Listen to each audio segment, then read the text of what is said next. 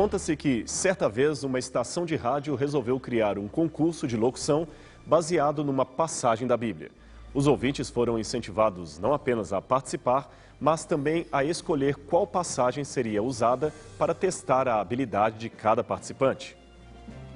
De todos os trechos belos da Bíblia, o mais votado foi o Salmo 23, que deveria ser recitado em público pelos participantes até que a mesa julgadora escolhesse qual seria o melhor de todos. No dia da apresentação, um a um, todos os concorrentes começaram a apresentar sua performance. Uns tinham mais habilidade e técnica que outros e por isso ganhavam as melhores notas. Mas, finalmente, apareceu um idoso que, embora fosse desprovido de todas as qualidades técnicas necessárias, foi o único que arrancou lágrimas do auditório, fazendo até mesmo o júri esquecer de anotar os pontos. Um dos participantes, sem entender a reação do auditório, perguntou a um colega por que um homem de voz arranhada como aquela conseguira tal resultado sobre o grupo. A resposta imediata foi: enquanto todos os locutores demonstravam conhecer o Salmo do pastor, aquele homem foi o único que demonstrou conhecer o pastor do Salmo. Talvez seja este o problema de muitos em nosso tempo. Eles até têm uma boa quantidade de informações técnicas sobre Deus, mas pouco ou nenhum relacionamento com Ele. E por isso encontram-se tão perdidos. No nosso programa de hoje, queremos convidar você a fazer uma viagem cultural pelo ambiente no qual nasceu este maravilhoso poema sobre o pastor e suas ovelhas. Este poema que hoje conhecemos como o Salmo 23. Vejamos primeiramente como ele está escrito na Bíblia. Vejamos o que ele diz. O Senhor é o meu pastor, e nada me faltará. Ele me faz repousar em pastos verdejantes. Guia-me pelas veredas da justiça, por amor do seu nome. Ainda que eu ande pelo vale da sombra da morte, não temerei mal nenhum, porque tu estás comigo. A tua vara e o teu cajado me consolam. Preparas-me uma mesa na presença dos meus adversários. Unges-me a cabeça com óleo e o meu cálice transborda. Bondade e misericórdia certamente me seguirão todos os dias da minha vida, e habitarei na casa do Senhor para todo sempre. A mais antiga tradição judaico-cristã atribui este salmo a Davi, rei de Israel que cuidava dos rebanhos de sua família antes de se tornar o monarca sobre todo o território. Alguns, durante um bom tempo, negaram a existência histórica deste personagem bíblico, até que um achado desmentiu a tese dos céticos. Em 1993, uma estela comemorativa escrita por inimigos de Israel foi encontrada acidentalmente por uma aluna de arqueologia no sítio da antiga cidade de Tel Dan, que hoje fica no norte de Israel. Quem a divulgou para o público foi o famoso arqueólogo Avram Viram, docente emérito do Hebrew Union College de Jerusalém. Embora estivesse bastante danificada, a pedra trazia os restos de uma inscrição aramaica produzida provavelmente por ordem de Ben-Hadad, ou mais provavelmente por Hazael, rei usurpador da Síria, que governou o território de 842 a 800 a.C. O seu governo, conforme o texto de 2 Reis, capítulo 8, versos 7 a 15, foi marcado por uma feroz animosidade contra Judá e Israel, o que explica a inscrição comemorativa de suas vitórias sobre aquele povo. Chama-nos a atenção uma referência especial que aparece na linha 9. Após falar de sua valentia contra Acasias, o rei de Israel, o texto menciona o que seria outra vitória, desta vez sobre a Beit David, ou Casa de Davi, uma expressão que aparece mais de 20 vezes no Antigo Testamento para falar da monarquia judaica e, em especial, do rei Davi e o seu genitor após a retirada de Saul. Estabelecida a existência histórica de Davi, falta-nos agora conhecer o ambiente cultural em que ele viveu como pastor de ovelhas antes de assumir o trono sobre Israel. Foi neste tempo, segundo a opinião de muitos, que Davi escreveu o Salmo 23. O trabalho de um pastor de ovelhas no Oriente Médio é tremendamente interessante. Práticas típicas dos tempos bíblicos são ainda utilizadas hoje por grupos minoritários como beduínos e famílias de origem árabe. Devido ao clima seco da região desértica, as pastagens de ovelhas geralmente são feitas longe do curral, nas poucas regiões de oásis ou wadis, onde há água e um pouco de vegetação para alimentar o rebanho. As águas do En-Gedi, diversas vezes citadas na Bíblia, são um manancial que surge em pleno deserto da Judeia e que serviu muitas vezes de paragem para pastores nos dias de Davi. Um verdadeiro oásis no meio do nada. Isso significa que muitas vezes, especialmente naquele tempo, o pastor teria de preparar cedo seu rebanho para atravessar o deserto em busca de um local com as características do En-Gedi, aonde ele e o seu rebanho deveriam passar o dia. Essa travessia poderia durar horas e deveria ser feita todos os dias. As ovelhas deveriam sair bem cedo, na verdade de madrugada, um pouco antes do amanhecer, isto é, antes que o sol se tornasse forte demais, impossibilitando a travessia. Repetindo então, temos o oásis, o curral e, entre ambos, o deserto a ser enfrentado diariamente. Devido à sua natureza coletiva, as ovelhas não se dão bem com criações de isolamento. Elas vivem melhor em rebanhos, junto à companhia de outras ovelhas. São, portanto, o melhor símbolo da antropologia que diz: nenhum homem é uma ilha. Atravessar o deserto com esses animais nem sempre é uma tarefa fácil, devido a certas peculiaridades próprias das ovelhas que dificultam o processo.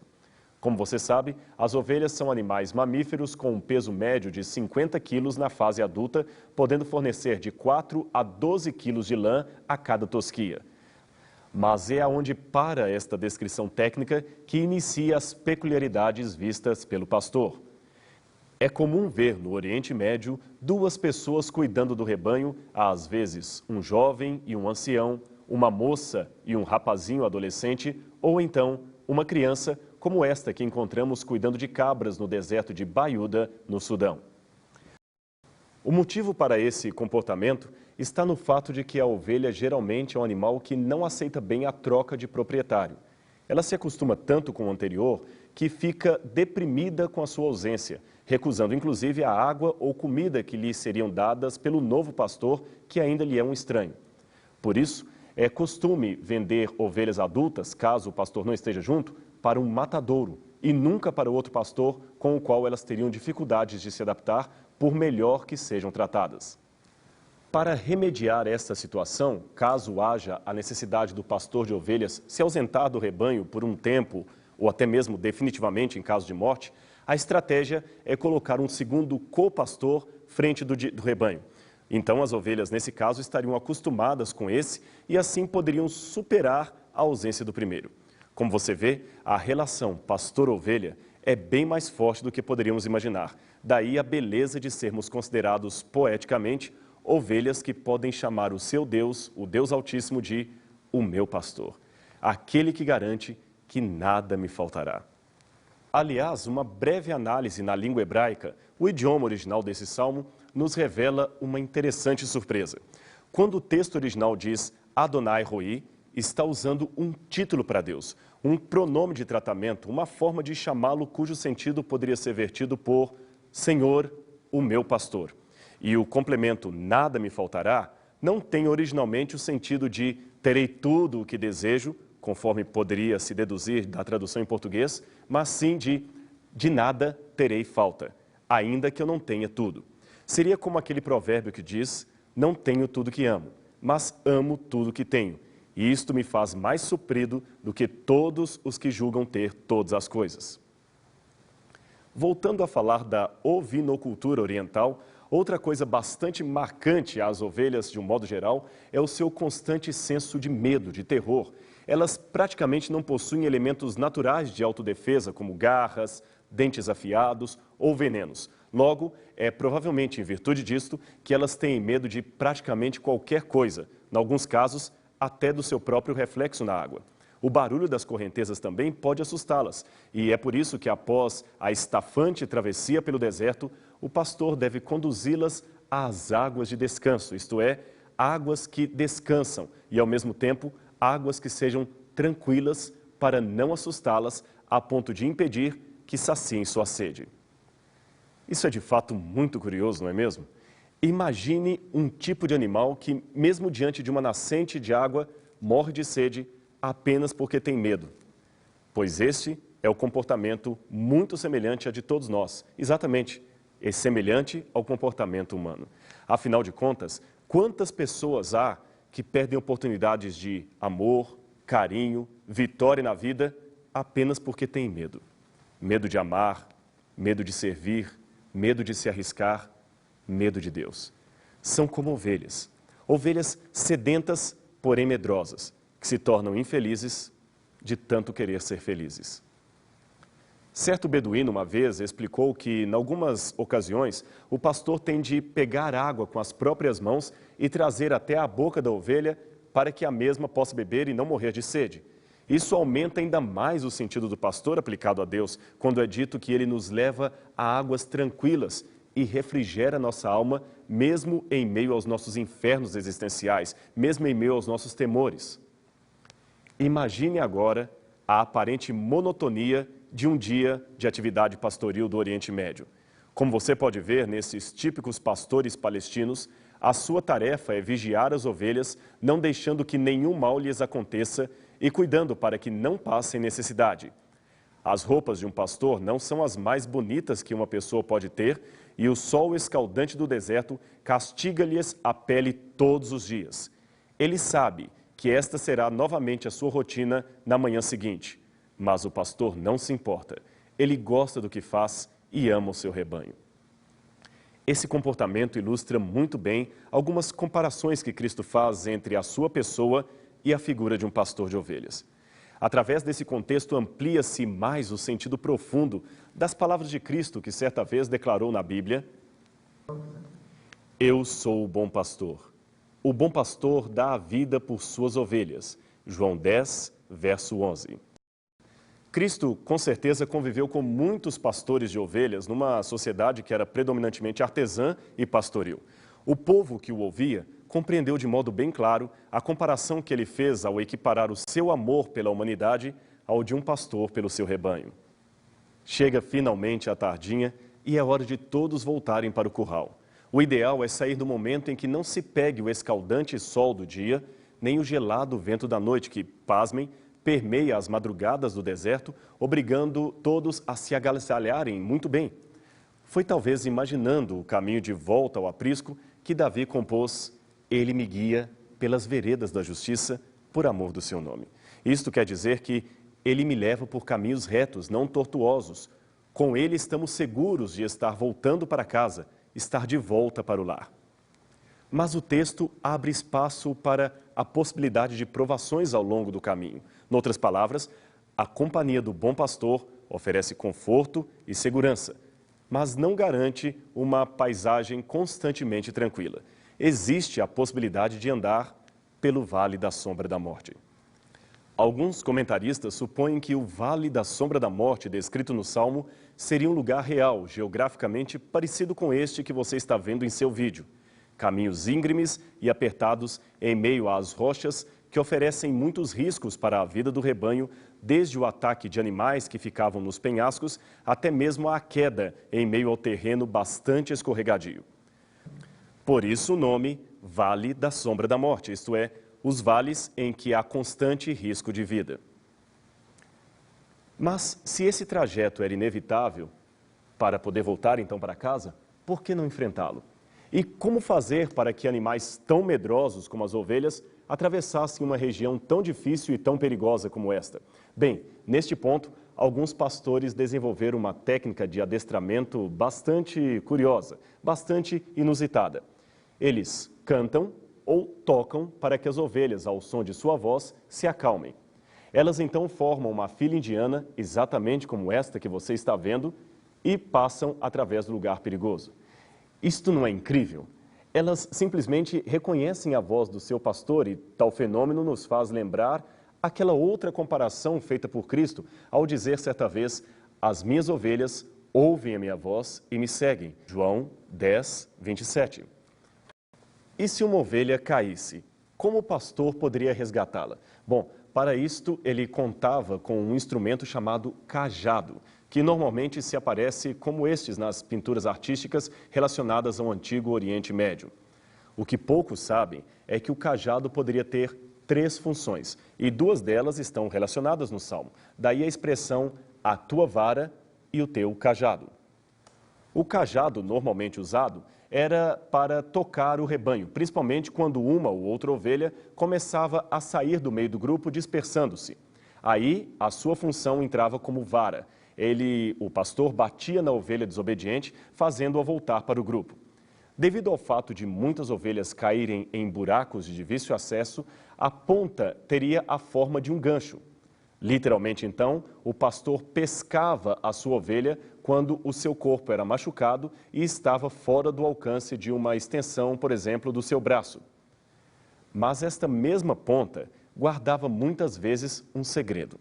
Havia um encaixe embutido que a fazia se transformar rapidamente numa lança mortal que o pastor usaria em casos de perigo para o rebanho, principalmente no ataque de algum predador.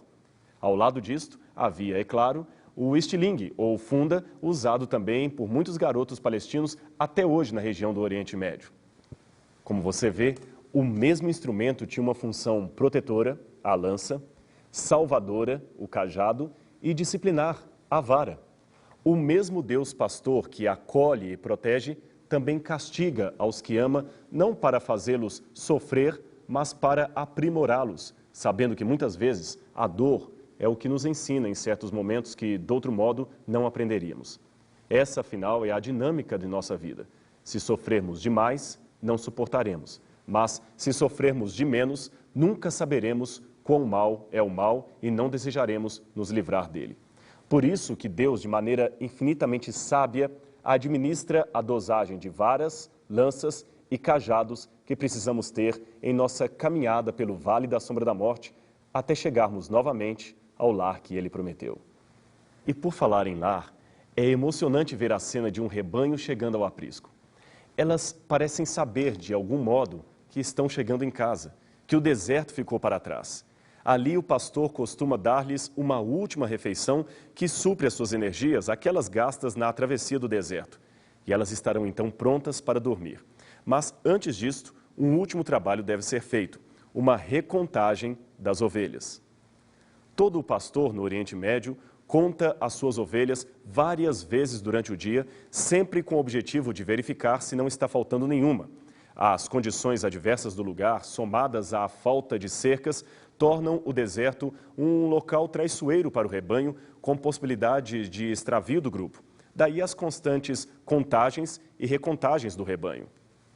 Aliás, Jesus também lançou certa vez mão deste costume para contar a história ou parábola de um pastor que tinha 100 ovelhas e, ao perceber que uma lhe faltava, deixou todas as outras no aprisco e voltou estrada fora para encontrar aquela que havia ficado para trás no deserto. Ao encontrá-la, qual não foi a sua felicidade em festejar o achado do animal e comemorar com todos? Da mesma maneira, ele diz que nós somos preciosos para Deus. Poderia ser apenas uma ovelha, porém, para ele, ela era tão preciosa que se tornava mais do que uma. Ela era única em meio ao seu rebanho. Como o próprio Cristo nos ensinou, tal parábola ilustra o amor de Deus pelos seres humanos. Apesar de possuir bilhões e bilhões de filhos em todas as épocas e mundos, ele nos trata como se fôssemos os únicos de todo o universo e comemora os nossos acertos e conversões como se fôssemos o mais precioso tesouro do seu baú de riquezas. Esta história da busca e achado de uma ovelha que se desvia das outras nos faz lembrar de um outro episódio que aconteceu certa vez na fronteira entre Israel e o Egito. Um ônibus estava cheio de turistas seguindo para conhecer o monastério de Santa Catarina e o Monte Sinai, que ficam na mesma região dentro do território egípcio. No caminho, o guia aproveitou a viagem para explicar aos turistas a importância dos rebanhos para aquela região e como os pastores valorizam as suas ovelhas. Enquanto ele explicava estas peculiaridades culturais, os passageiros viam da janela do ônibus vários rebanhos junto aos seus pastores, num local que parecia uma espécie de uad coletivo, onde havia água e vegetação com relativa abundância. Alguém então solicitou para parar o ônibus para que pudessem tirar algumas fotos e prosseguir viagem. As relações entre Israel e Egito não estavam muito bem nesse tempo e a zona de fronteira entre os dois países era um lugar deveras perigoso. Mas ele cedeu ao pedido, dando aos viajantes 10 minutos para tirarem as fotos e voltarem para o ônibus. Enquanto eles posavam para as diversas fotografias, alguém percebeu que um dos pastores tomou uma das ovelhas do meio das outras e, com certa firmeza, quebrou-lhe a perninha. Pastores no Oriente Médio geralmente são pessoas rudes por natureza e sem muita instrução escolar. Os turistas, é claro, ficaram horrorizados com a cena e protestaram ao guia se não haveria ali um núcleo de proteção aos animais. Enquanto isto, o pastor calmamente enfaixava a perna quebrada do animal como se estivesse apenas brincando com aquilo ou treinando primeiros socorros. O guia se aproximou dele e perguntou-lhe em árabe o que estava acontecendo. Após a explicação gesticulada típica do povo oriental, ele voltou para o grupo e deu a explicação. Aquela ovelha, disse o pastor, era um animal muito travesso e de difícil adestramento. Ela era a única que não obedecia à sua voz e sempre fugia do meio das outras. Nem mesmo o cão-pastor dava conta dela. Um dia, continuou ele, ela ficou desaparecida por 3 semanas e quase morreu. Noutra vez, foi resgatada por um amigo e, nesta última, uma cobra venenosa quase a picou, não fosse a chegada urgente do pastor. Muitos, continuou ele, haviam aconselhado-o a vender o animal para o abate, se livrar dele, pois estava dando muito prejuízo com veterinários e medicamentos depois de ter a sua lã danificada devido à peripécia pelo deserto. A lã ficava, nesse caso, cheia de gravetos e carrapichos, tornando-se inapropriada para a tosquia. Mas aquele pastor gostava do pequeno e teimoso animal. Por isso, pensou em quebrar-lhe a perna para sua própria segurança, pois assim não conseguiria mais escapar do grupo, fugindo para longe. Dói mais em mim do que nela, concluiu o pastor, mas eu tenho de fazer isto para sua própria segurança. O único problema é que, a partir dali, enquanto todas as ovelhas iam caminhando no trajeto entre o oásis e o aprisco, aquela teria de ser carregada em todo o percurso. Ter um pastor que nos cuida é mais do que ter um pensamento positivo ou um otimismo mental. É sentir-se literalmente amparado, protegido por alguém que verdadeiramente nos ama. E como isto faz bem à alma e refrigera o nosso ser ao atravessarmos o caótico deserto dessa existência. Afinal, ele nos fornece oásis que aliviam a nossa travessia e garantem que todo sofrimento, por mais duro que seja, será passageiro, pois um dia, sim, um dia, habitaremos para sempre na sua casa. Não será apenas por um tempo, mas para todo sempre. Nós, ao lado do bom pastor.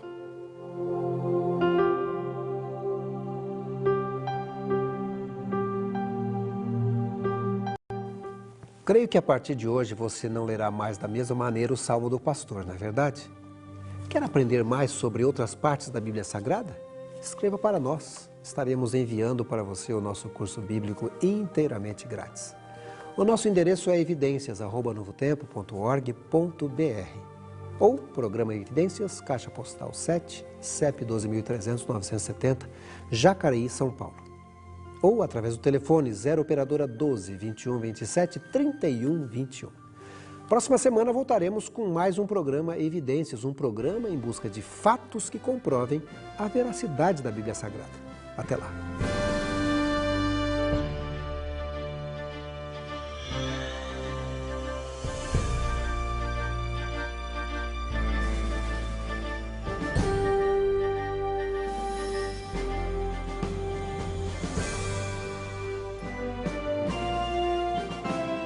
Este programa tem o apoio cultural do NASP, Centro Universitário Adventista de São Paulo, em parceria com a TV Novo Tempo.